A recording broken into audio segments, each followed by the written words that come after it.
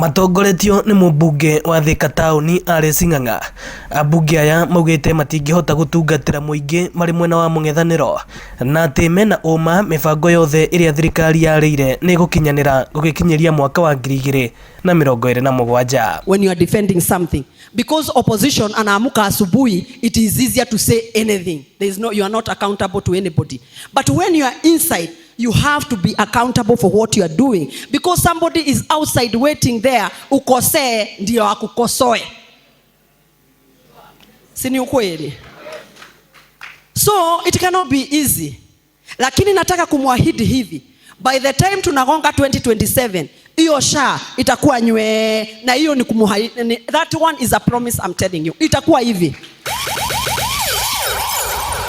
Hii maneno ya boma yetu, ile siku utaona rais amekuja na kifunguo kikubwa hivi, ndio utajua ukweli ilikuwa imeripiwa, na imeripiwa na wanathika. Abunge Githua wa Mashukuru wa Kabete na murunawe wa Kiamba Njuguna Kawanjiko makiuria muingi gugatwira atongoria kuringana na wira uria magakorwo marutite thiini wa ithurano iria ciroka. Kwa hivyo nilienda kwao wakanipa 2 term kwa sababu ya kazi ambayo ni kweli si kweli?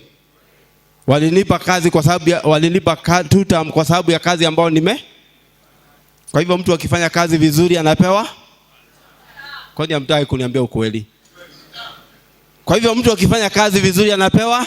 Tuliomba PSs na CSs, we have 8 PSs, CSs. We have 17 PSs from the mountain.